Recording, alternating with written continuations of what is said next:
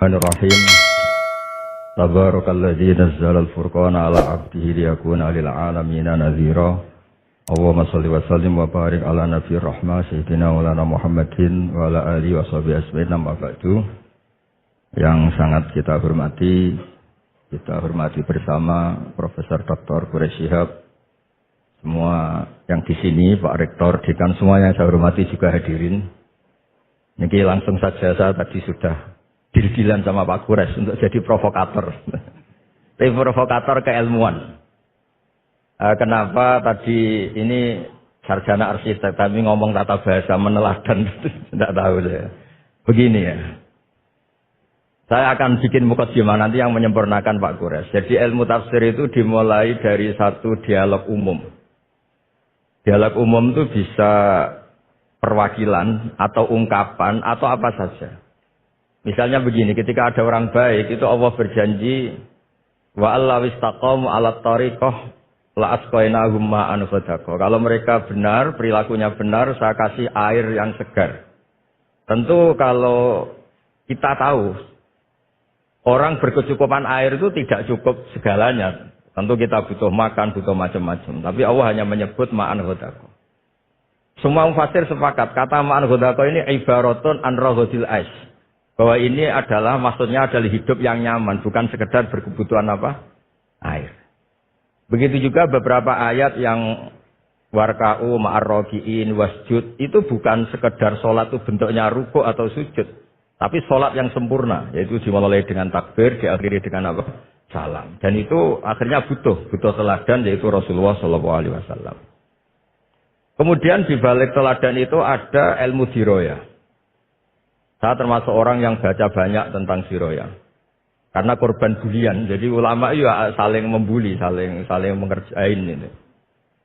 Jadi suatu saat Nabi Musa itu tanya sama Allah, nggak terima. Memang Nabi Musa ini Nabi paling usil. Untung kita nggak jadi umatnya, kalau jadi umatnya ikut usil.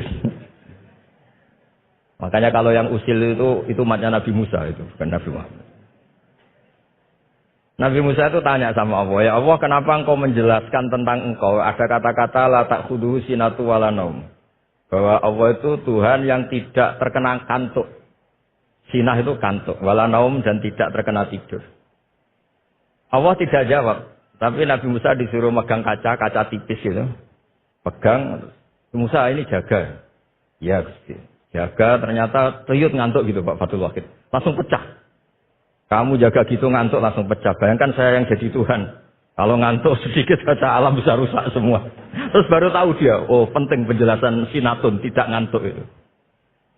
Kalau rektor kadang-kadang ngantuk boleh Pak Fatul Wahid, nggak apa-apa. Ya. Karena tidak Tuhan, nggak apa-apa. Ngantuk ya nggak apa-apa, salah ya nggak apa-apa, marah ya nggak apa-apa. Karena bawahnya tidak berani negur.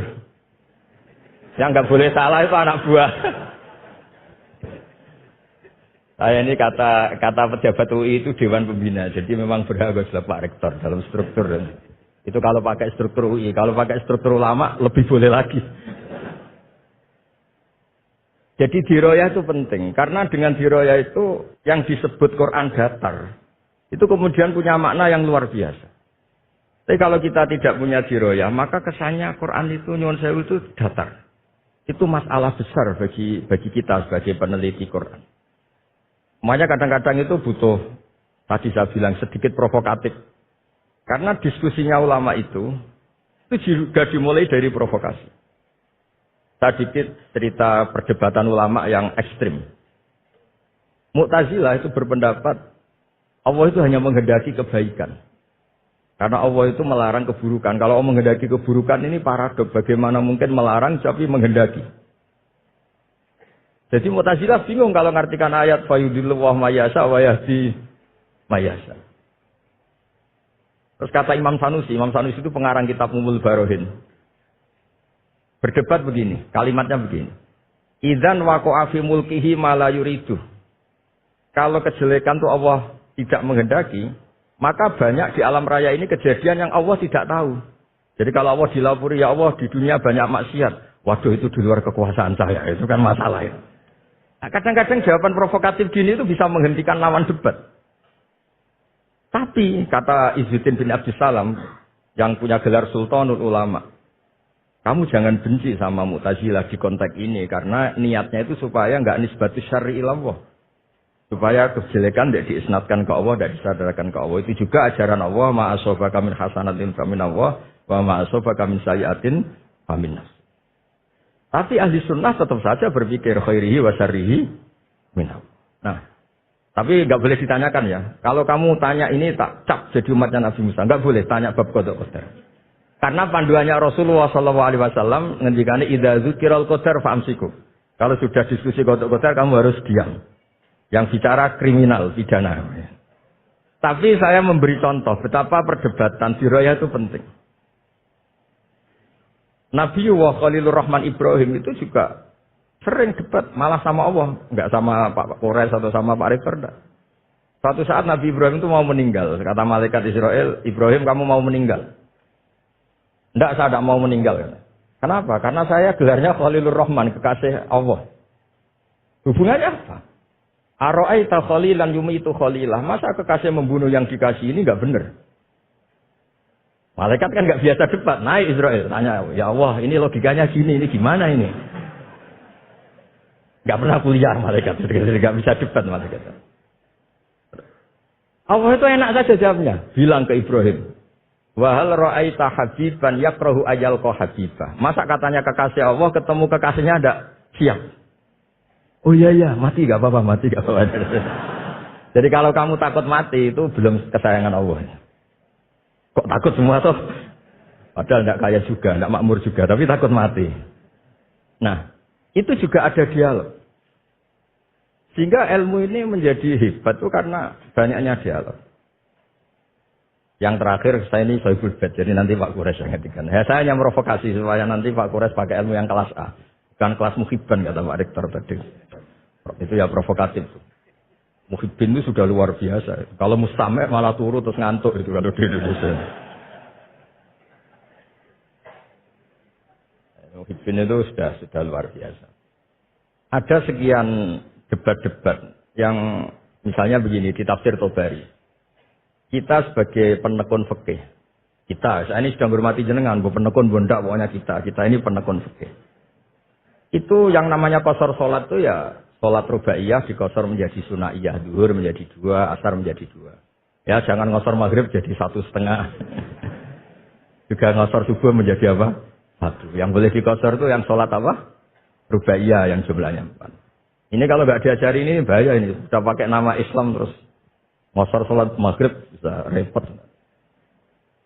Tapi Imam Tobari ngendikan, apapun hebatnya mufassir itu dia terjebak oleh mindset fikihnya. Karena dia fikih ya, qasar sholat itu ya 4 menjadi 2. Tapi kata Imam Tobari dalam tafsirnya ini umut tafsir. Nanti Pak Quraisy sudah menjelaskan. Nggak ada tafsir kecuali nginduk kitab namanya tafsir Tobari, umut tafsir. Itu digelari lam yu'allaf fil Islam misluh. Nggak ada karangan sehebat tafsir Tobari. Kecuali Al-Misbah, tenang mawon kecuali. Tenang mawon ini Mbak Caca agak terima, saya ini kan Mbak Naswa agak terima itu. Melihat saya sama abahnya terus ya kecuali enggak apa-apa, sudah ini tamu harus dihormati sudah kecuali. Saya rileks saja.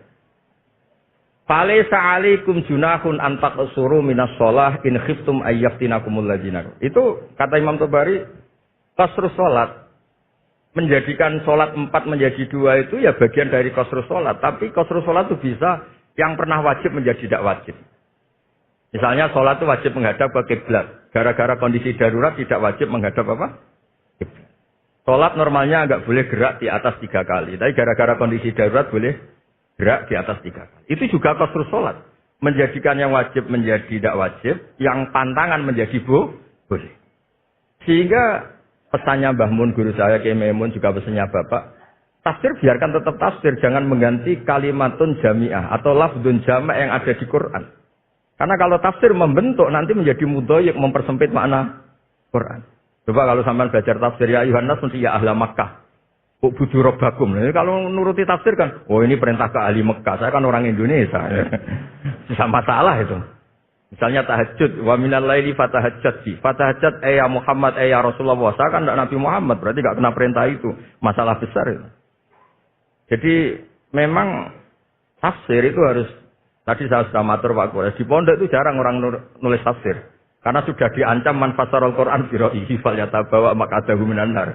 Jadi nulis tafsir itu ya kayak pesen tiket. Enggak usah diteruskan.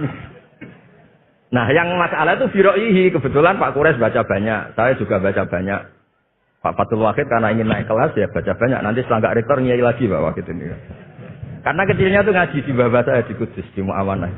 Saya enggak tahu kok jadi rektor. Enggak tahu, makanya dia tadi dalil-dalil kayak wong pinter gitu kan. Saya juga heran. Masa di depan Pak Kures, di depan saya tetap dalil itu luar biasa. Hebat itu, hebat.